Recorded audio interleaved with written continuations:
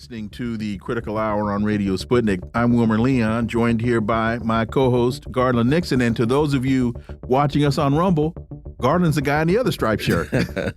Thank you, Wilmer. Pellegrini's win. This is from Sputnik. Pellegrini's win in Slovakia won't allow EU to drag it into conflict against Russia. Slovak Parliamentary Speaker Peter Pellegrini, who shares Prime Minister Robert Fico's staunch opposition to continued arms supplies to Ukraine, won the second round of Slovakia's presidential election.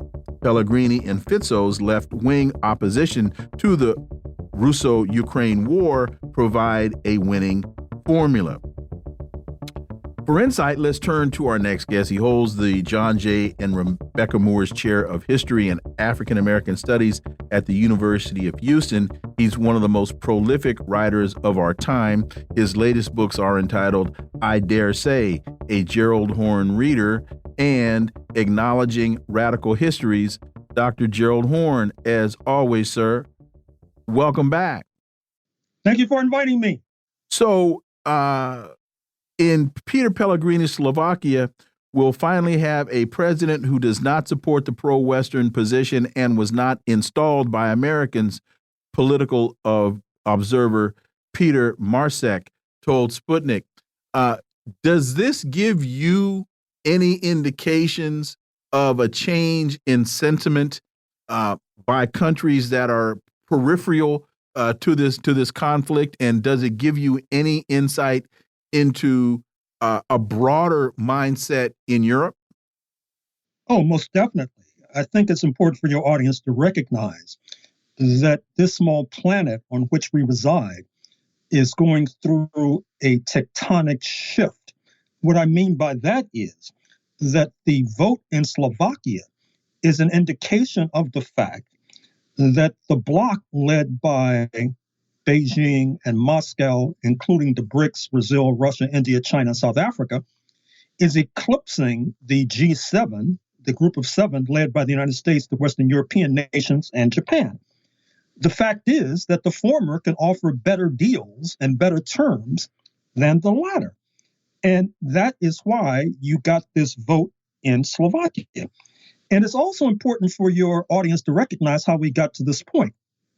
That is to say, it's no accident that in the United States today, as we speak, that one of the most popular novels is that 19th century text by Herman Melville, speaking of Moby Dick, because the metaphor from Moby Dick, that is to say, the sailor bewitched and ultimately driven mad by the great white whale, can in some ways help to explain how we got to this point, because the great white whale in this case was the former Soviet Union, which caused the United States to cut an anti-Soviet deal with the People's Republic of China, leading to massive foreign direct investment into that most populous of nations, which has now created this juggernaut, which is driving the United States over the cliff and into madness, as represented by the fact that later this week, you'll have a war-making summit between the Japanese Prime Minister, the Filipino President, Mr. Marcos, and of course, Mr. Biden, taking place in the Oval Office.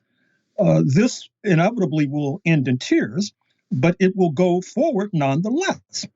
And it's also important to gain a historical perspective. I'm reminded by the text by the Yale scholar Paul Kennedy, The Rise and Fall of the Great Powers, where he lays out this typology that suggests that great powers oftentimes run aground because of imperial overstretch, his term, not mine. In other words, they have their fingers in so many different pies that it leads to an outflow of capital, an inability to focus and concentrate. And certainly you see that with regard to the United States, with regard to this question of imperial overstretch. I mean, to give you one example amongst many, a popular book in today's London is by Angus Hanton, and it's entitled Vassal State. That's his description of the United Kingdom, which has been driven into the ditch, not only by Brexit, but by its so-called special relationship with Washington. In other words, what's happening to the United States, it's also beleaguering and besetting its allies, Great Britain in the first place. And of course, to give further detail on what Angus Hanton is detailing, you need look no further than the Wall Street Journal of a few days ago that spoke of Great Britain as a kind of low-wage haven for U.S. corporations, leading the standard of living in London to head southward, leading U.S. corporations and other corporations to head to London. And it's according to Angus Hanton, Britain is the equivalent of the United States' own Mississippi. And in fact, he suggested, not with tongue in cheek, that Britain should apply to become the 51st state of the United States of America. How the mighty have fallen. And I should also say that with regard to this changing correlation of forces, you see this as we speak at the International Court of Justice in The Hague, where Nicaragua has drawn Germany into the dock because of Germany's support militarily for the piratical state that is Israel. That, of course, complements the case brought by South Africa against Israel, which implicitly, if not explicitly, had the United States and Britain as aiders and abettors of that plausible case for genocide that was made out. And so you see that the tables have turned. We're accustomed to, for example, the International Criminal Court dragging African leaders into the dock, dragging into the dock leaders of the constituent states of the former Yugoslavia. But now the tables have turned, and you have the United States and its allies, particularly the chief ally that is West Germany, being driven into the dock. And I know that high on your list for discussion are the recent remarks coming out of the NATO leadership that suggest that despite its 75th anniversary as the North Atlantic Treaty Organization, it's increasingly focused on the People's Republic of China, which of course is nowhere near the North Atlantic, because it has constructed this story that behind Russia, behind Iran, behind North Korea is the newest iteration of the evil empire, speaking of the People's Republic of China.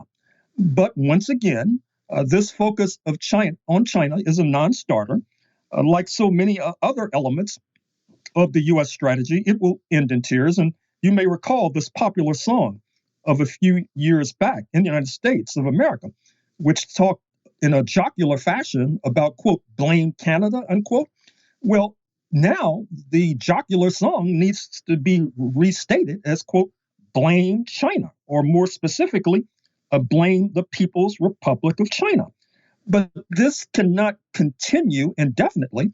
And let me remind the hotheads in Washington and the warhawks in the Pentagon of the recent statement, the recent post by the former Russian president, Dmitry Medvedev, who is warning France, which is probably more of a hothead than Washington, insofar as President Macron has talked in a very cavalier fashion about putting thousands of French troops on the ground in Ukraine. And obviously, this is reaction to France losing its neo-colonial empire in Africa. Rather than blaming China, it's blaming Russia. And so Mr. Macron wants to confront Russia on the battlefield of Ukraine. But keep in mind that Dmitry Medvedev is warning NATO and its puppet in Kiev that they have reason to suspect that with regard to that slaughter that took place in Russia just a few days ago, that the fingerprints of Ukraine and ultimately its NATO allies, which are already on the ground, by the way, in Ukraine, can be detected. And I would caution France and caution Ukraine to not see this as an empty threat, that Russia is quite capable in terms of carrying out whatever Oh, did we lose Dr. Horne? You see there we go. this blame China, blame Russia scheme unraveling, because we know that Germany is not willing to go along, at least with the blame China strategy. That's the import of these frequent jaunts to the People's Republic by German business people. And of course, you could say the same thing with regard to France. And indeed, what's happening with regard to NATO, which I'm sure the Slovakian leadership picked up on, is that NATO is splitting. It's beset by fissures and divisions particularly at the top between France and Germany, with Germany being a more hawkish, Germany being more dovish than the hawkish of France. And this does not bode well for the future of NATO, nor does it bode well, by the way, for the future of the European Union, which France and Germany had. And I would be remiss if I failed to issue a critique of some of our friends on the U.S. left. I'm old enough to remember the Cold War, when many of our friends on the U.S. left were acting as cheerleaders. As socialism in Eastern Europe was falling apart, they thought, I guess, that this would mean an end in their minds to what they saw as Moscow's domination. But now we see that it only led to these nations entering NATO.